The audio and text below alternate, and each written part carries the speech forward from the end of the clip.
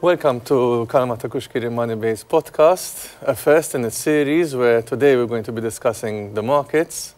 I have with me Jordan Portelli and Alex Kouchkiri, and I want to jump right into it. There's a lot that we have to say today, so let's get going. Let's talk about the S&P 500 to start. Last year, obviously, it had quite a run. This year, it's up 24%. The Euro Stoxx is up 12%. Where are the markets today? So as you've said, then 2023 was a very strong year for markets, following a very difficult 2022. This year we started off again very well with very acceptable returns. We're seeing the S&P 500 up just over 11%, while the European markets are also up close to 11%. I think it's very important, obviously, to look at the attributors of this performance. One of them is for surely the economic resilience that we have seen over the course of the past year, but also in the initial months of 2024. And this is obviously brought about by consumer spending and also the resilience in consumer spending given the very low unemployment rates. Obviously, there are other attributors such as the excess savings rate that we have seen being accumulated from COVID to date, which obviously have helped to mitigate these high levels of inflation. And also, obviously, there are other factors, namely the market sensitivity to the interest rate trajectory going forward. So the question is, when will eventually central banks will start cutting rates? And this is where the market gets very sensitive in terms of not only volatility, but also performance going forward. So overall, we started off the year very well, and we are of the view that 2024 should continue to do well in the course of the coming months. So the futures are up for the end of the year, basically? Yes, I think expectations are for the S&P to be at around 5,500, and that's obviously a very respectable level. Let's not forget these interest rates. We've seen last at these levels in 2001. So this was a shock in interest rates, which ultimately have conditioned the economy. The surprise, as I've said earlier, was and is still the economic resilience that we have experienced so far. This year there was a dip in the markets because of the wars that were going on, and then sort of the market recovered and hasn't really been affected by that. No. What do you think? As Jordan well said, the markets, the main theme of the market was interest rates and inflation. The two go together, and it was overcome mostly by a very surprising consumer spending resilience in the market, and that helped to overcome any fears that the market analysts might have had regarding the sustainability of the market. Initially, the market was conditioned by many factors, but what was the driver was obviously the Magnificent Seven, what we call the Magnificent Seven: NVIDIA, Meta, Apple, Amazon, Alphabet, and to a certain extent Microsoft, and also Tesla. These are companies which are so big. Some of them are trillion-dollar companies, $2 trillion, $3 trillion companies. And the demand for AI conditioned the market in a certain way. And obviously, these companies happen to be what they call wide moat companies, which means that they are companies which have a competitive edge over other companies. And they are called wide moat because it is expected that their competitive edge would last well over 10 years. Right, so they are so dominant in the market that whatever happens, they're always there. So it's really the sector, the technology sector, which has initially driven the market.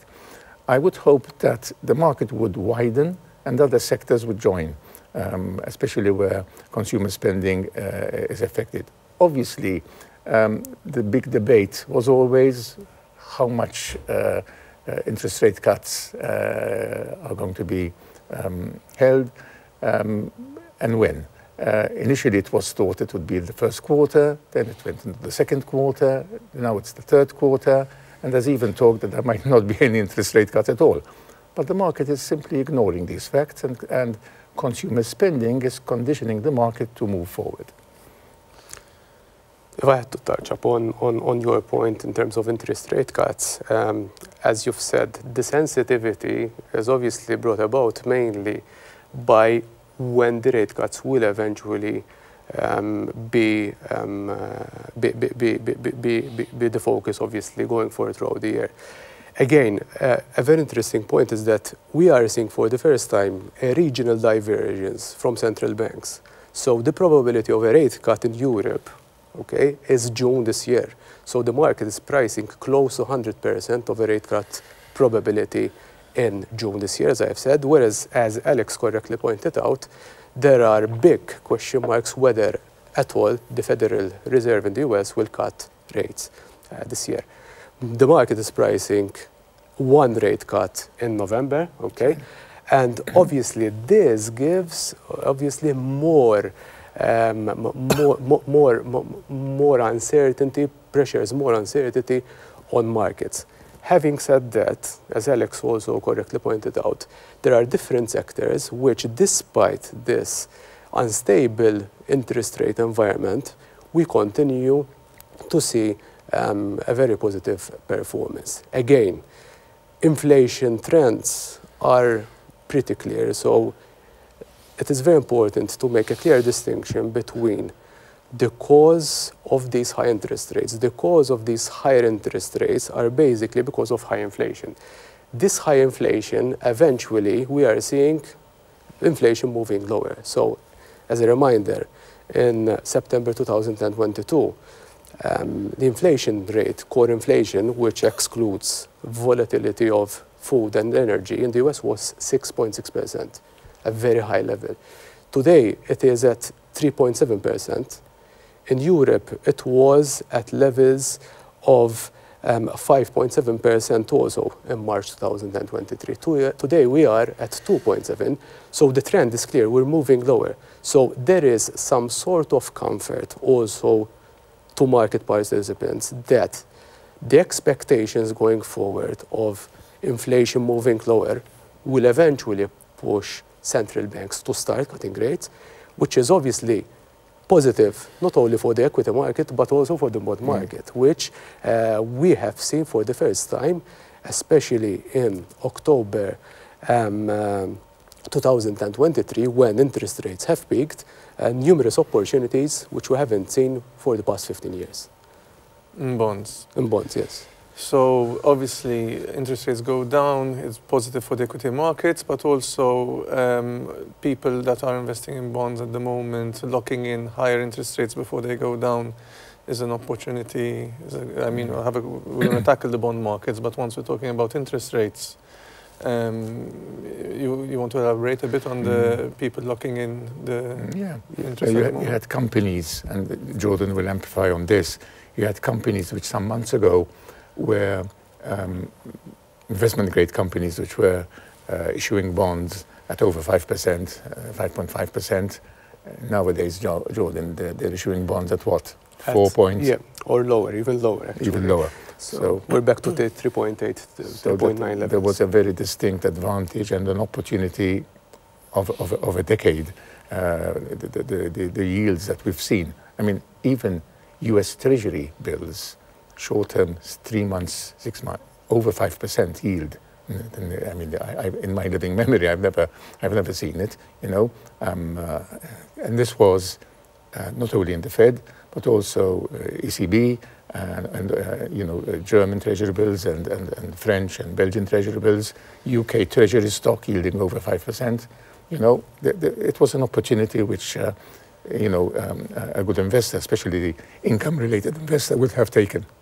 There are still opportunities at the moment, right, in terms of fixing? Yes, obviously, as Alex pointed out, for the first time, it was very attractive in parking the traditional cash at bank, okay, into T-bills. Alex mentioned France, mentioned Germany, we've mentioned the US. You can easily, today, even today, lock an annualized yield of 3.6% for a 3-month French T-bill.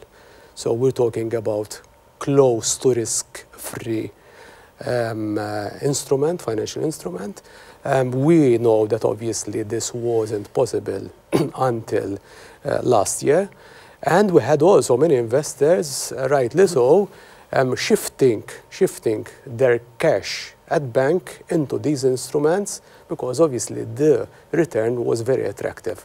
And again, this obviously then filters down to the investment grade, as Alex pointed out, but also, ironically, to high yield, which many people believe that the risk is very high, but we'll tackle that later. But theoretically, obviously, we need to explain also to investors that there are high-yield companies and high-yield companies, and it is important to be very selective and lock yields, very attractive leads, which, as I've said, we haven't seen for many, many years. Investment-grade companies, basically, that are paying out good yields. Yes. Without needing to go down to give you a very practical to give you a very practical example, 3 weeks ago, Total Energies issued a dollar bond at 5% for a 5-year maturity. 3 years ago, the same company would have issued a 2% bond, okay, with the same maturity, with actually more years of maturity, 10, paying to 2.5%. So these are the opportunities that we are seeing nowadays. And by the way, Total is an A-rated company. A-rated company. Solid balance sheet. That's it. Okay, we'll get back to the fixed income. So moving back, we can't not talk about the AI team, right? So it's not only the talk of the town or the talk of on the markets, but it's really something that I believe is an exciting time as well for technology. Some companies like Microsoft and NVIDIA have really capitalized on that. And there are winners and there are losers, there are laggers. So I wanted to talk a bit about, first of all, the performance of Microsoft and NVIDIA. Because if you look at the performance, I think NVIDIA is about 114% up just this year. Last year, 200 plus %. Sort of, is there a runway for these companies? Do you think that these companies can continue to flourish and continue to grow even at these levels? I think, first and foremost, it would be very good if we understand the AI team, the artificial intelligence team, as a concept per se. Putting it simply, I would describe this team as a cake, okay, with different layers. The different layers are the different sectors which are actually benefiting from this AI hype, okay, which is a realistic hype, to be perfectly honest. But as you correctly pointed out, you've mentioned NVIDIA at Microsoft. There are many other companies in different sectors which are also riding the wave of this AI hype. Case in point, looking specifically at one of the commodities which is benefiting from AI, copper. Okay? The power of AI, okay, to power AI, we need data centers. To build a data center, you need copper. So we are seeing an additional demand for copper, and the expectations until up to 2030, demand for copper only from AI will increase by 1 million metric ton. So this automatically will create a deficit, okay, and i.e. obviously an imbalance between supply and demand, which will eventually push copper, the price of copper higher. So that's one of the sectors. Ironically, utilities, which is one of the best performing sectors, okay, in the S&P on a year-to-date basis, 14% up, is basically another consequence of AI. Why?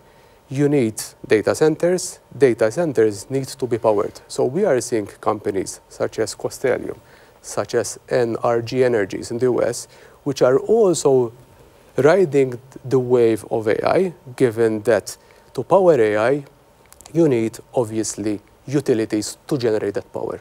Then you have obviously the usual companies, namely semiconductors, okay, and chip and AI software designers. And this is where, okay, we get to a level where it starts getting interesting in terms of the names to which we're accustomed, okay? So in the AI and software designer, I think the best positioned companies, apart from NVIDIA, you have Taiwan Semiconductors, okay, Broadcom and Qualcomm. All these companies should continue to benefit, obviously, through this AI hype. Why? Because eventually we have the big companies that you've mentioned. You've mentioned Microsoft, but there are others. You have Microsoft, Amazon, Alphabet, and Meta. I'm coming to them. Okay? In fact, I'm coming to them. And these are all of the companies that today, in aggregate, they generate 40% of NVIDIA's revenues. Okay? So if you are a believer of these big companies, you can't not be eventually a fan and a believer in NVIDIA.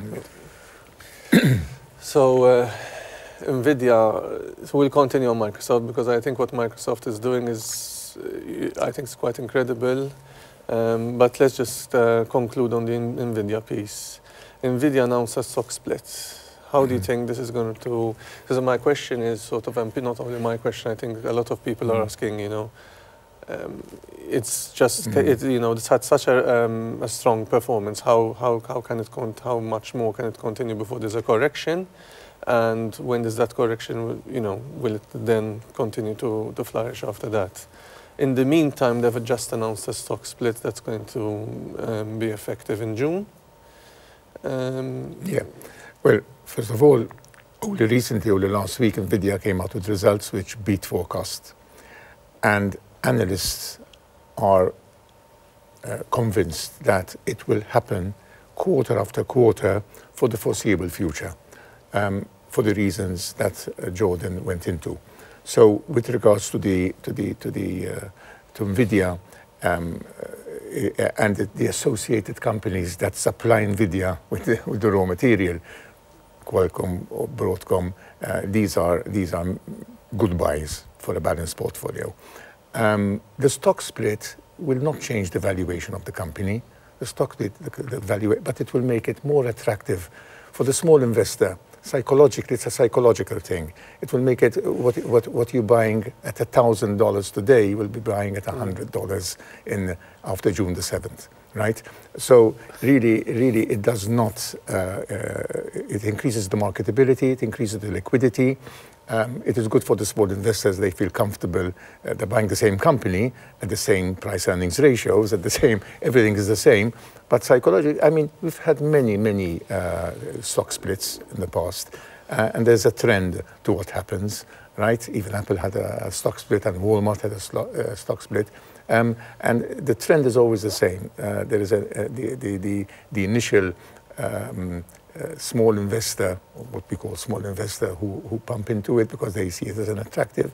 But eventually, you go by the soundness of the company, the soundness of the sector, the opportunity that the sector. I mean, we are going to live a revolution, as Apple created a revolution, you know, in the years past. We are going to experience in our lifetime a revolution that we can't imagine. You will probably be around to experience it more than I would do. But it's a true and proper revolution. So I can see NVIDIA stock having more downside risk with regards to whether it has appreciated too quick, too fast. But certainly it's in the lead. As I said, it's one of the wide moat companies with a solid balance sheet, a lead over the others. So I'm quite positive on that. Great. You wanted to add something, Jordan? Yeah. Obviously, apart from the cosmetic stock split thing that you have mentioned, another thing when a stock split happens is basically you're adding more liquidity. And that's, I think, another factor where obviously it gets more compelling in terms of seeing price appreciation, or let's say buyers coming into the market to buy, in this case, NVIDIA. As Alex pointed out, this cosmetic move, because it is a cosmetic, is more of a psychological move. And we usually associate such stock splits to what we call today behavioral finance. It is basically something that we've been looking at of how investors act in such circumstances. But in all fairness, there is a clear historical trend, as Alex pointed out, that a stock split will eventually, in the short term, push the price higher. We've seen Apple, you've mentioned Walmart, Tesla as well. Okay, 2 years ago. Exactly. And this is where we've seen Tesla spiking over 100% in 2021. So this is where obviously it becomes more compelling for investors. But as Alex pointed out, from a market cap point of view, nothing changes. So there's a short-term potential for growth as a short-term trade, but long-term one has to watch it obviously because the downside risk is increasing. As the price continues to increase. Let's talk about Microsoft. Microsoft has a stake in OpenAI.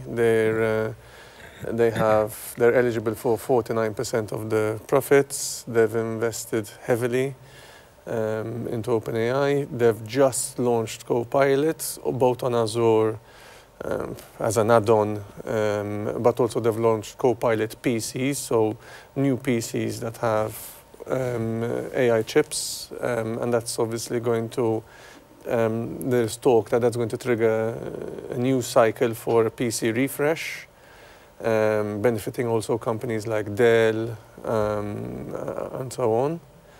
So I would say Microsoft is also in a very strong position, is the leader compared to the others. Apple is lagging behind. We'll talk about that as well, but specifically on Microsoft, you know, where do you think that the company is going, and do you think that it has runway, you know, for the coming years to continue to appreciate at the rates that it's done? Because also Microsoft, like Nvidia, has also appreciated quite a bit. If you had to ask me, I think Microsoft should be a core holding in anyone's portfolio. So it's not only about AI. Today, obviously, it's more topical in associating Microsoft with AI, which is a fact, as you correctly pointed out. But it should be obviously a core holding, as I've said, in one's portfolio. This new introduction of what you've just mentioned is, I think, is actually pushing Microsoft in having the first mover advantage. And this is where we continue not to only hold Microsoft in our portfolio, but as time passes by and we're seeing huge progression through substantial capital expenditure by Microsoft in AI, you've mentioned PCs, etc., we continue obviously to be firm believers in adding more to Microsoft in our portfolios. Why?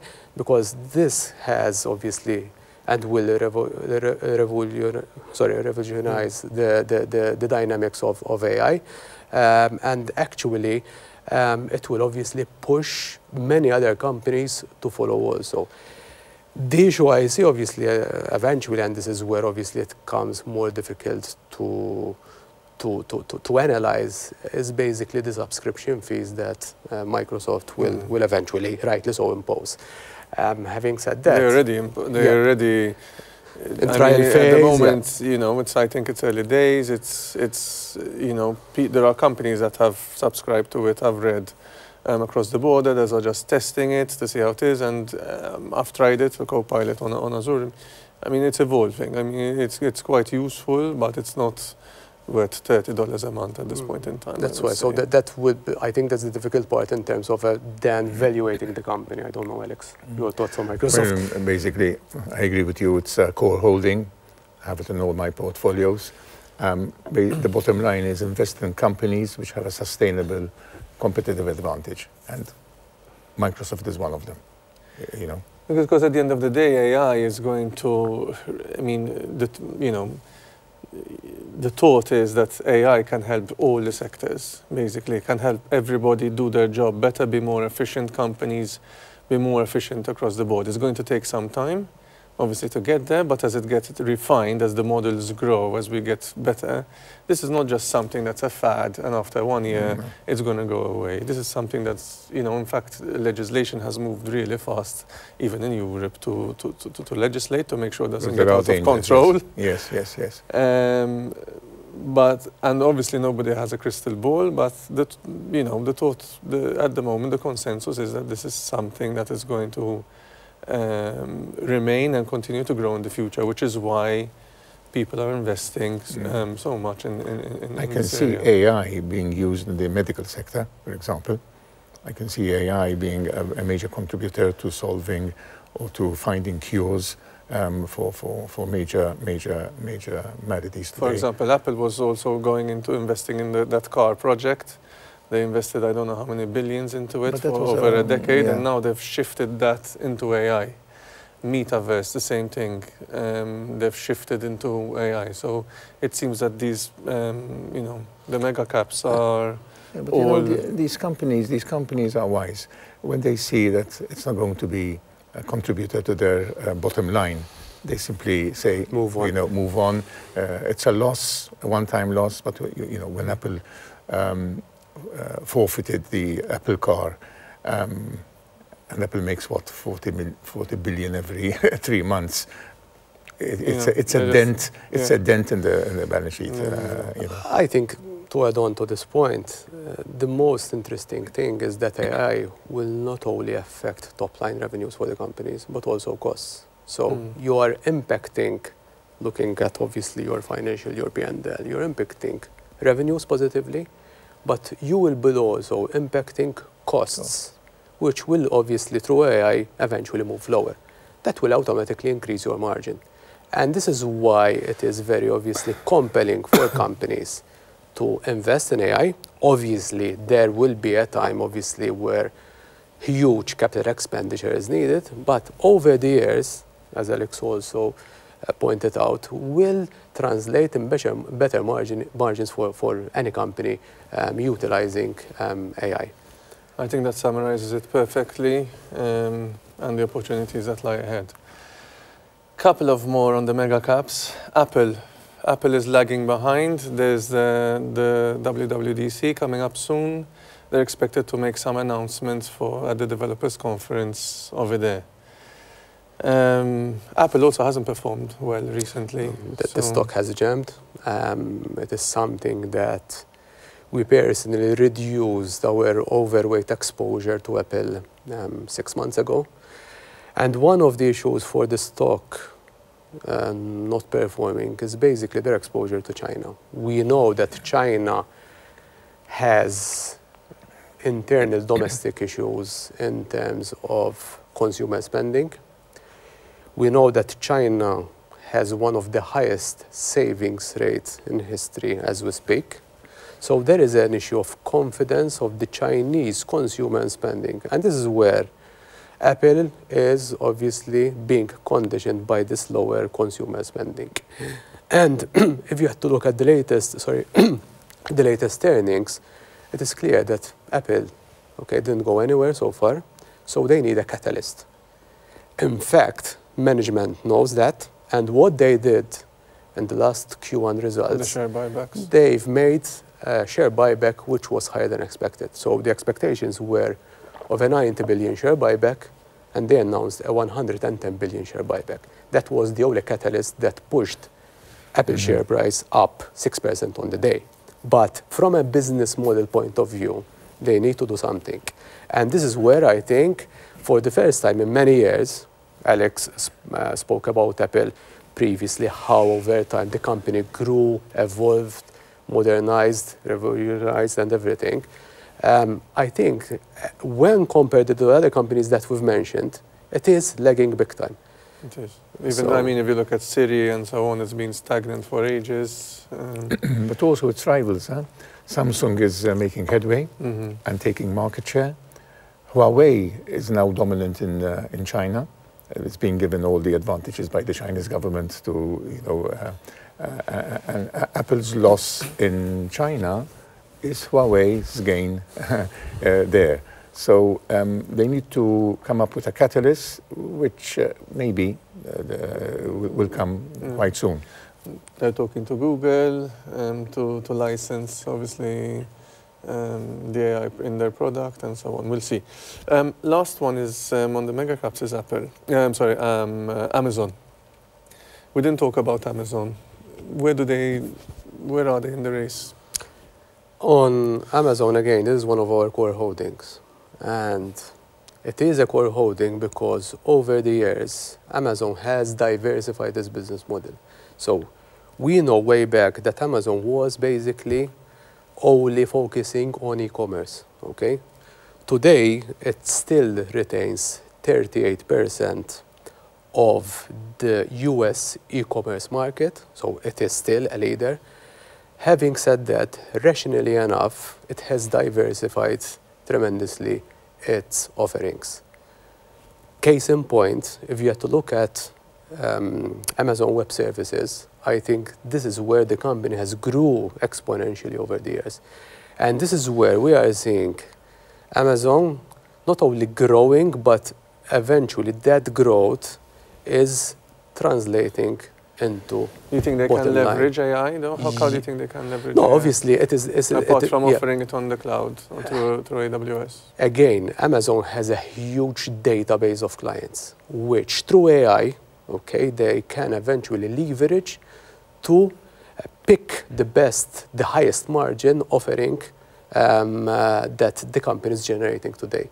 So, as I've said, we can't look at Amazon as we used to look at it 5-10 years ago. So 5-10 years ago, we were very, very conscious that this was a pure consumer discretionary play, okay? Very cyclical to the US economy. So if GDP in the US was contracting, we would obviously see a reflection in that in consumer spending, which would affect Amazon. Today, we are looking at Amazon from a totally different perspective. So it's not only a consumer discretionary play, but it is also offering other services, which we believe, again, through AI, will continue to do well in the foreseeable future. Jordan, if I may take a leaf out of your book, you mentioned that copper is an essential part of the development of AI. And I would say, I don't know whether you agree, that the exposure to that would be via an ETF, an exchange-traded fund, which would have all the major producers of copper, and it would make an interesting addition to a portfolio, also helps to diversify portfolio, and also in a way connected to AI, but in a different way, in the raw material stuff. Don't you agree, maybe? No, for sure. Obviously, I've mentioned copper earlier. There are other commodities which also are aligned to other sectors, such as CV, which also need, obviously, copper, but also palladium, obviously, in its progression towards achieving the EV. So yes, you can obviously diversify rather than taking risk in a particular company, because again, a commodity remains a commodity, i.e. a commodity is always very volatile. Yep. So if you don't want that volatility, you can, as you correctly pointed out, pick an ETF which tracks different companies, and the volatility is much lower, but you're still being exposed to a commodity play that still and will continue to benefit, obviously, from these sectorial themes that we've been discussing throughout this discussion. Interesting. Okay, moving on to China, because you mentioned China, and it's something we have to discuss, especially Alibaba and JD.com. Alibaba has disappointed. I'm sure there are a lot of people that got bent with Alibaba in the sense that it has gone down substantially, also because of geopolitical influence and so on. I'm sure a lot of people are asking, do you think that Alibaba, JD.com and the likes, can they recover? Because, correct me if I'm wrong, these are good companies, right? So, yeah. Intrinsically, it is evident that these are undervalued. They're undervalued, full stop, no doubt about it. But we're seeing a change of attitude now in the market. Lately, Alibaba announced a buyback, a massive buyback of shares, which helped the price. But the mood is changing. And it was, in my view, an opportunity for those who believe in Alibaba, that and the recovery of that, to average down. If you already hold Alibaba, it was a good way of averaging down the price. The geopolitical pressures will still remain and overshadowing all the Chinese shares. But we're seeing institutional buying dipping into the majors, the Alibaba, the JD.com, the Tencent, Baidu, all these companies which have good balance sheets, no doubt about it, and with the effort being made by the Chinese government to stimulate consumer spending in-house, Chinese consumer spending, they're creating a middle class which would propel the economy and not depend only on exports. It is an interesting play. There are risks, of course, every time Taiwan comes into it, and whether China will take some action on Taiwan. We're seeing companies like Taiwan Semiconductor being offered great incentives outside in Japan, in the US, so that they can so they don't depend on the Taiwan factory to produce the semiconductor chips. But on China itself, it's an interesting play. I would obviously, if I had to start buying, I would start buying only the big caps at this point in time. The stimulus packages being offered by the Chinese government in various sectors. Only some weeks ago, we saw a 48 billion package to stimulate the semiconductor industry in China, and all the Chinese companies, which are Hong Kong listed, obviously moved up in a very substantial way. The property sector in China, again, time after time, stimulus packages are being announced so that the property sector would revive. So it all depends. It all depends. But intrinsically, they are still cheap. You need a little bit of patience and belief in those companies, and see it on the longer term. Agreed. Okay, so moving on from China, apart from AI, which we've covered quite extensively, what are the possible upcoming themes, are you saying? And also, we can touch upon the European banks that are currently paying quite a high dividend. So if you're looking at BNP Paribas, that's paying a 7% net dividend. Yeah. Are there opportunities there? What's the outlook for the bank? And what must one look out for when, okay, there's a high, they do the buybacks, they pay a high dividend, but what should also, when picking, which are the ones that you're seeing that are interesting out of the lot? So from a fundamental point of view, and this was our take in the last quarter of 2022, we started building an exposure to banks. Why? Because the higher interest rates will automatically, for the first time in over 15 years, start generating interest income for banks. Even if we have to look at local banks, Q1 trading updates, we are seeing that obviously there is a huge growth in interest income.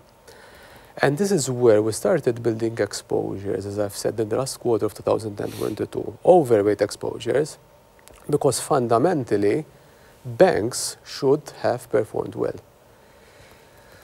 Unexpectedly, we were burned by the SVB saga and Credit Suisse, what happened with Credit Suisse. And this is where investors should not shy away, but actually, that was an opportunity, right? This is what we did. We continued to double down on our exposure with an overweight position of 4%. And this is where eventually our fundamental idea in 2022, late 2022, paid off basically now. So as you've said, BNP pays a dividend yield of 7%, but apart from that, banks are also announcing huge share buybacks. The best performing sector in Europe today, okay, on a year-to-date basis, are financials And that performance is mainly triggered by banks. So banks are up 23% on a year-to-date basis. We had exposures to BNP, a very good, solid French bank, which has delivered year-on-year, okay? But then you have to be obviously also picky from a geographical point of view. So one of our top picks was also Banco Santander. Why? Because Banco Santander, apart that obviously it is exposed mainly to Spain, but also the UK and to a less extent to other European regions, it has a 50% interest income from the Latin region, where there we've seen central banks increasing rates before the Fed and the ECB. So we wanted to also capture the higher spread in rates versus the US and basically European rates.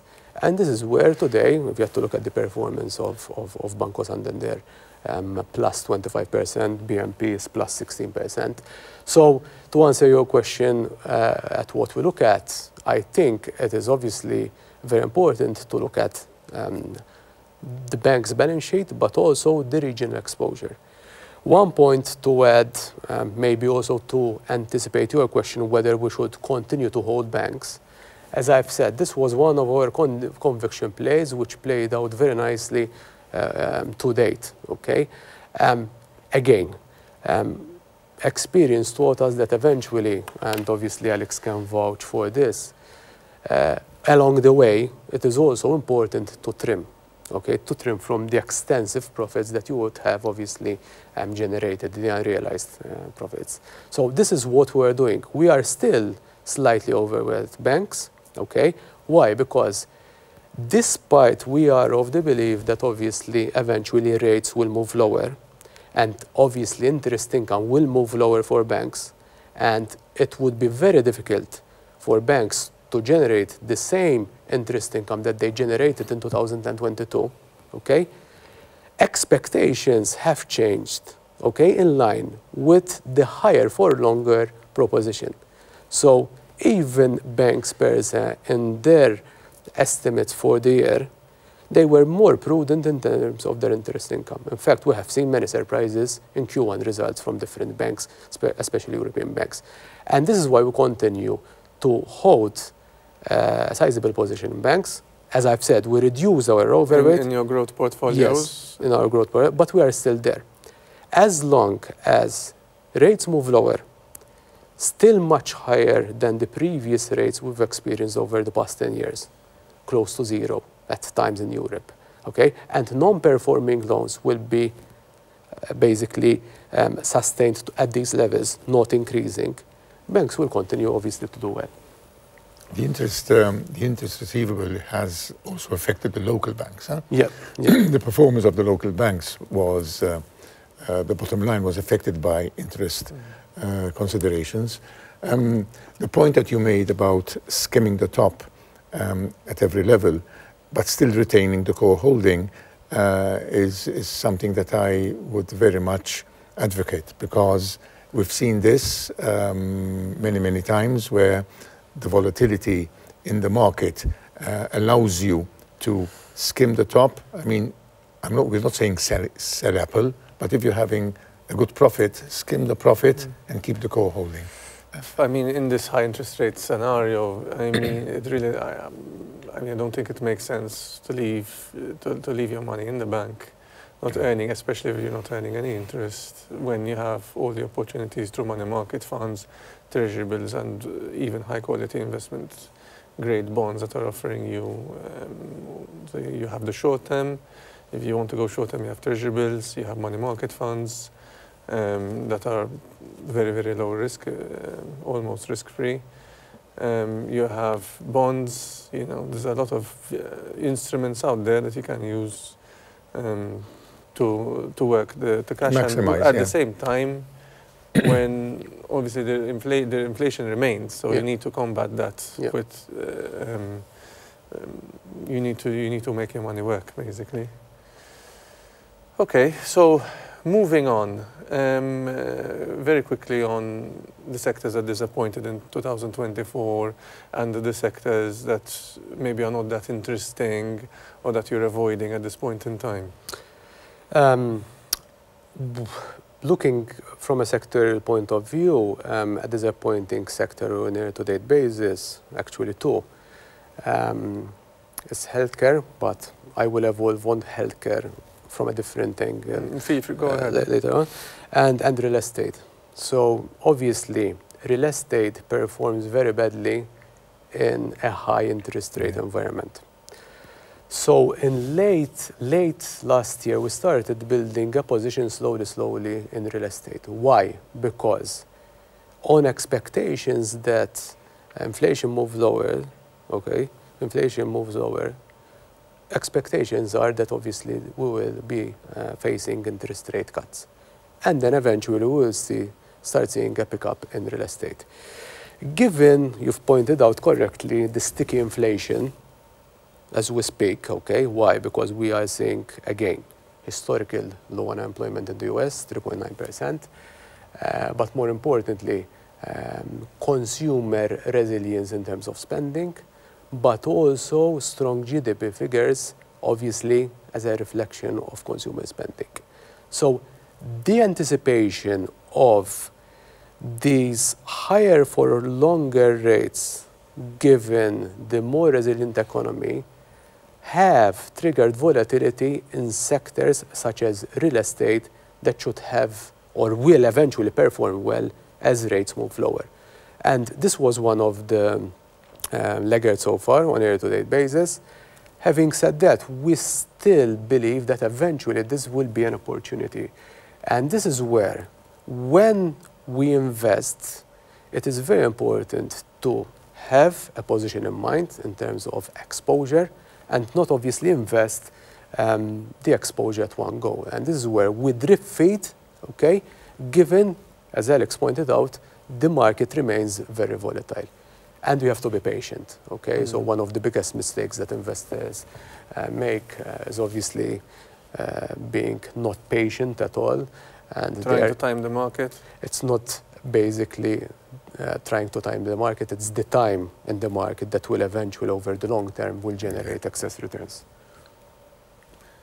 And staying invested, statistically I saw a graph about the difference between staying invested and timing in and out. Yes, obviously there are then a couple of opportunities where there is some sort of idiosyncratic risk on specific companies. We can obviously evolve a lot on that. Where obviously you want to obviously take the opportunity when there is a downward move in a particular share price, invest, and if you're happy with 10-15% profits, you kill your position. But the core holdings remain your core. You can't obviously trade your core holdings because obviously it will not be beneficial from a total return perspective over the longer term. You mentioned healthcare as one of the laggards. We have to make a distinction between healthcare and pharmaceuticals, because one of the major themes in the market was the anti-obesity drug, with the likes of Novo Nordisk, for example, Eli Lilly, which are blockbuster drugs. And this has changed the outlook for the pharmaceutical sector. You have an array of companies having in line what they call a pipeline of drugs, which are very, very interesting, Pfizer and Amgen and these kind of companies. So I would say exposure to the pharmaceutical sector in a balanced portfolio makes a lot of sense, especially in companies which have a strong balance sheet and which have a good pipeline of drugs waiting to be inevitably the danger, not the danger, but the downside is that not all the drugs that are in the pipeline are eventually approved. So there might be some disappointment over there. But if you take a company like Novo Nordisk, which has had a stellar performance because of its blockbuster drug, anti-obesity drug, then it makes sense for an exposure in the pharmaceutical sector in the big names, the big cap names. To add your point, again, I think the obesity drug is eventually the new upcoming theme. So we're experiencing AI now, but eventually I think it will be one of the themes going forward. You've mentioned Novo Nordisk. We hold Eli Lilly. We started building an exposure last year. Why? a specific obesity drug that that it has been approved by the FDA in the US is Zepbound, okay, which obviously contributed to the stellar performance, to the stellar financial performance of Eli Lilly.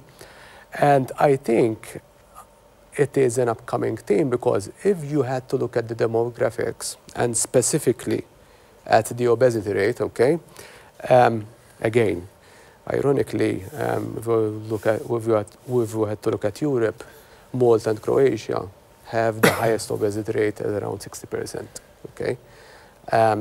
But even in the US, okay, the obesity rate has increased to 40% today versus the 30% in 2001. So we are seeing this rate growing, and eventually these companies which come up with these obesity drugs, etc., will continue to benefit from this obesity issue.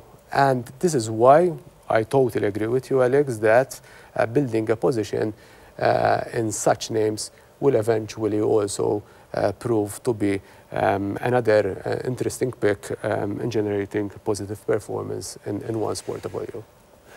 Excellent. There's a lot to say. I'm going to move on from equities at the moment. In the next podcast, I'd like to discuss also cybersecurity, Palo Alto. There's a lot to say on that, but I'm going to leave it for next time. And I'm going to move on to the bond market and the opportunities that we touched upon in the beginning, and maybe you can amplify as well in where you see the bonds markets going in 2024 and any specific opportunities that you're seeing, including the local bond market. So maybe you can just touch upon what you're seeing in the bond market. I think overall it will be a good year also for the bond market. Why? Because if we have economic issues, that is, we're seeing lower growth than expected, the expectations of faster rate cuts will obviously start being priced by market participants, and this is where obviously the bond market will do very well. Again, even in the situation that we are currently experiencing of economic resilience, the bond market is also doing well. We had the opportunity, as I've pointed out earlier, in October last year to start looking very, very generous income returns from the bond market, being it from IG, but also from the high yield market, which continues to perform very well. And again, to answer your question where I'm seeing the bond market today, or for the remainder of 2024, I think it will be more of an income return performance rather than a capital appreciation, okay? So we will start seeing performance being generated from the coupons being distributed from these companies. Alex mentioned earlier the investment grade, where last year we logged, for example, a coupon of 5.25 from Imperial Brands, a triple B rated company. Today, the same company is pricing at 3.84% levels. BB Plus companies, which priced last October at 6.5%, today the same company with the same maturity is pricing at 4.5%. And this is where we took the opportunity last year to look at these levels of coupons, obviously in line with our credit analysis in terms of how comfortable we are with these companies. But the important point to point out, okay, is that as opposed to previous years where we had to take more risk to generate more return, now we're seeing that reshifting back, i.e., you are seeing major portfolio managers managing high yield bonds shifting from B-rated companies to BB rated companies. So they are actually de-risking their portfolios. This is what we're doing. We took the opportunity, and again, I think the bond market is generously offering very attractive returns. I don't know, Alex, if you agree. You are also a contributor to maybe you can obviously evolve also from your end. No, the opportunity was some months back, a major opportunity. A list of investment grade companies, even Santander had issued a bond I believe, at quite a high level. Imperial Brands, as you mentioned. But I feel that still for income seekers, there are still ample opportunity to lock in decent yields. We started off some years back from a negative interest rate scenario, right? With the banks giving absolutely nothing to the savers. And that is why, if I may hint it, that is why the local bond market became attractive when companies started issuing bonds. Some companies were very diligent in offering bonds, like Go, for example, 3.5%, Brown's Pharmacy at 3.95%, which today seem low compared to the coupons that are being offered today, 5% plus. But still, I feel that for the rest of the year, there will be selective opportunities in the bond market for income seekers to lock in decent yields. So let's face it, I mean, Malta is also, a very income-driven investor population. Most of the investors, or a lot of investors, let's say, go for income and really follow income. The trend is changing. The trend is changing, the trend is changing. I can see it, especially when you get companies like the banks, where, okay, it's an equity, there are risks there, but still a very solid return. Lloyds Bank give a very solid return. Barclays Bank give a very solid return as well. But for purely income seekers who don't want to take an equity risk, it's a good time for income seekers. It's still a good time to lock in some decent yields. Excellent. Okay, last couple of questions to conclude. How are you positioning your growth portfolios? No, in line with obviously discussion, we remain overweight tech. We think that obviously this will continue to drive markets higher. This was proven not only last year, but also in the first months of 2024. So we continue to position our growth portfolios with a high overweight exposure to tech in names which we believe will continue to play the AI theme, but also in other names which will eventually ride also the wave. We've mentioned many sectors throughout this discussion which will eventually also benefit from the AI theme. And we are also obviously, we've mentioned financials where we reduce our overweight exposure, but we are still slightly overweight. And we are also have an overweight position in communications. Why? A company that we did not mention in this discussion is Alphabet. Alphabet forms part of the telecommunications, of the communication sector. And this is where, again, in line with the AI theme, we continue to see Alphabet a very strong offering if you want to have an equity exposure. For the first time, okay, Alphabet announced a dividend, okay? Obviously, we don't hold Alphabet for the dividend. We hold Alphabet for growth potential. And this is where we continue to see, again, in line with the AI theme, Alphabet can actually be one of the major players going forward. And this is where we hold, as I've said, again, an overweight position communications also predominantly through Alphabet. Then you have the other small place where we try to identify specific company risks, i.e. undervalued companies, which will also form part of our portfolio. So last year, a typical example was Walt Disney. We captured Walt Disney at 83 levels. We knew there was a specific risk with pressures from a hedge fund which had a sizable position, has a sizable position in the company. It played out well, but then you have other companies. Lately, we invested also in Uber, again, from a valuation point of view play. So overall, to answer your question, the overweights remains obviously throughout our core holdings, and namely it is basically technology. Okay, so in line with your My next question is obviously how are your portfolios positioned, and what would your top picks be for the second half of 2024? It's mostly driven by sector considerations. So if you're going for example, cybersecurity, which you've just mentioned, I will go for the top companies in there in each sector. Technology will always be top priority, but again, sectors like the pharmaceuticals with Novartis and Roche and Pfizer. There's also a company called Vertex, which is coming up the ladder in a very substantial way. On equity, research is the most important. You have to research the company, make sure it's got a solid balance sheet, make sure it's got leadership qualities, sustainable advantages in every sector. You can find opportunities in every sector, no doubt about it, even if it's a laggard. One that comes to mind is PayPal, for example.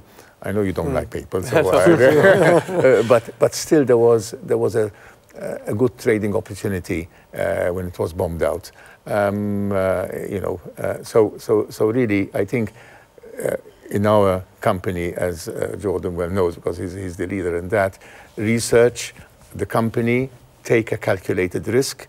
Yes, by all means, the risk is always there, but at least you base your decision on something tangible, on a company that you know, on a company that has a solid balance sheet, that has an advantage over its rivals. If I may add a point on what you've mentioned in terms of research, a very interesting tool which investors are getting much more conversant nowadays, and which we deploy ourselves in our portfolio management style, are technicals. Yep. So technicals today are helping us in being actually disciplined when to buy, but also when to trim or close positions.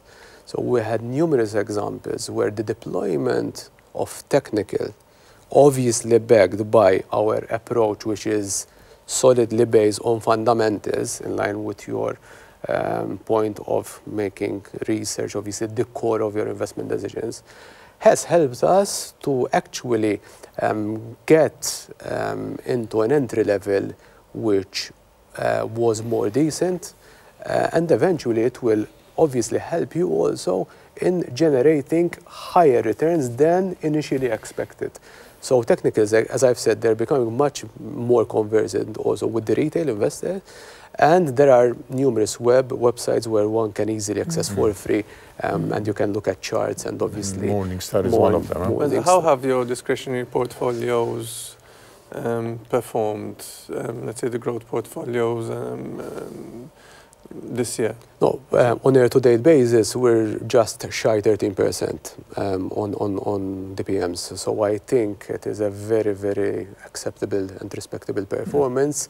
And again, this is driven also in line with what I've just mentioned, being it fundamental research, okay, but also technicals are aiding very much in obviously having that performance. As I've said, year to date, the S&P is up 11.6%, 11.4%. So, so far we're outperforming. Hopefully we'll maintain, obviously, this outperformance closing the year in December this year. Any final thoughts? Final thoughts, be reasonable in your decisions and in your choices. The bottom line is always the same. Go for solid companies with a story. There has to be a story to a company, there has to be conviction. Sometimes you do take an above average risk, but there would be a reason why you take that above average risk, because you're anticipating an event in the company. Obviously, you know, and then if you know, that's why there are the investment people like you. That's why there are investment advisors. That's why there are wealth managers. You never get it always right. You never get it always right. I'm sure after this we'll put a disclaimer that this is not you never investment get it advice. This is not investment advice, but the way Jordan manages the discretionary portfolios and the research being done, you know, puts your mind at rest. That at least you're basing a decision on technicals, fundamentals, good companies, you know, all the ingredients that make it. If you're doing it, obviously, with an advisor, discretionary portfolio manager, it's one thing. If you're doing it alone, you need to know what you're doing. You need to take time to read, and it's not because your friend told you, and sometimes it's a bit obvious, but someone told me that. It's not only that.